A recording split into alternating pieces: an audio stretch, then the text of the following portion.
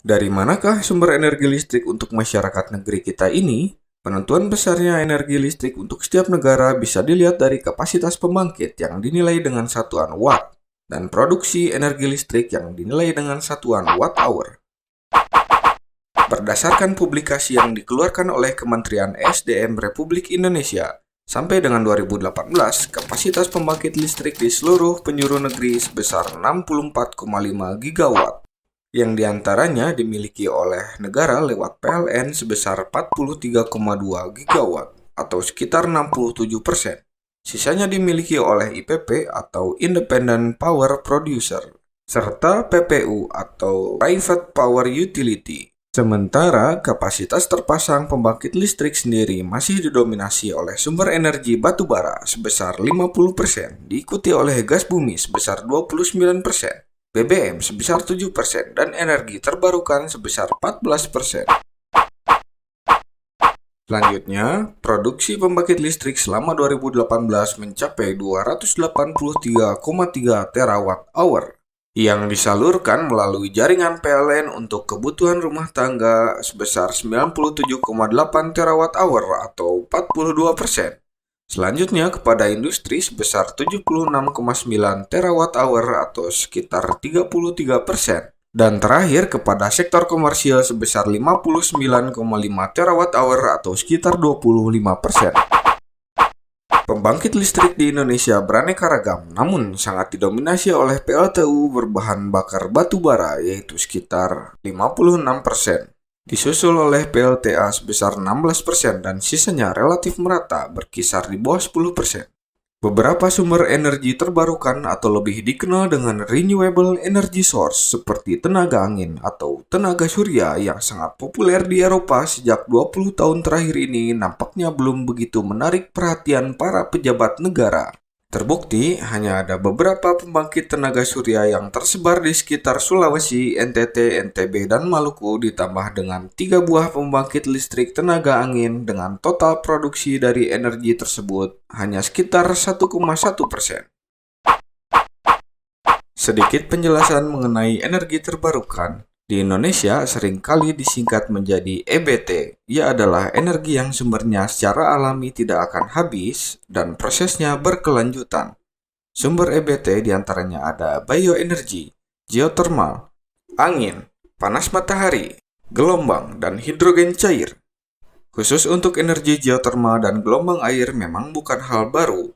Namun, bioenergi, angin, dan panas matahari baru populer semenjak beberapa tahun terakhir ini. Memang, secara nilai investasi, pembangunan energi terbarukan relatif mahal, terutama pada saat pengembangan dan konstruksi. Sehingga pemanfaatan sumber energi seperti ini lebih populer di negara kaya seperti Timur Tengah dan Eropa. Namun, jika ditinjau secara menyeluruh, sistem pembangkit menggunakan EBT memiliki biaya maintenance yang cukup murah loh, dan juga sumber daya yang digunakan gratis seperti panas matahari dan angin. Beberapa negara di Eropa seperti Swedia, Finlandia, dan Denmark sudah menerapkan energi terbarukan lebih dari 30% total sumber energi. Di Indonesia, pembangkit listrik dengan produksi terbesar diantaranya adalah PLTU Paiton di Probolinggo, Jatim, dengan kapasitas energi sebesar 4.600 MW. Ada juga PLTGU Karawang dengan kapasitas energi sebesar 1.760 MW. Sisanya tersebar di seluruh Indonesia dengan kapasitas di bawah 1.000 MW. Dalam upaya peningkatan kapasitas serta produksi listrik, pemerintah memiliki 3 buah skenario yang diantaranya skenario Business as Usual atau BAU. Ada juga skenario Pembangunan Berkelanjutan atau PB. Dan yang terakhir skenario Rendah Karbon RK. Masing-masing skenario memiliki target, namun semua lebih ditekankan pada pemanfaatan biodiesel dan bioetanol yang puncaknya adalah pada tahun 2050. Nah, pemerintah juga sepertinya masih kurang optimis nih dengan penurunan emisi yang dimana negara Eropa sudah sangat ketat dengan emisi CO2 semenjak beberapa tahun ini.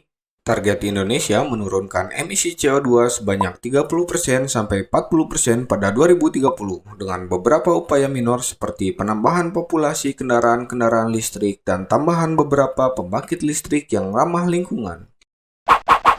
Oh ya, dalam memproduksi tenaga listrik, negeri kita ini masih cukup tergantung dengan perusahaan asing loh, terutama tenaga listrik dengan bahan bakar migas. Sebagai contoh, produsen migas terbesar di Indonesia adalah perusahaan Chevron Pacific Indonesia dan Exxon Mobil, yang merupakan perusahaan asal Amerika Serikat. Sementara produsen gas terbesar adalah British Petroleum dan ConocoPhillips yang asal Eropa. Memang di dalamnya banyak juga anak bangsa, tapi sebagai kuli, tidak sebagai bos, walaupun kuli berkantong tebal sih.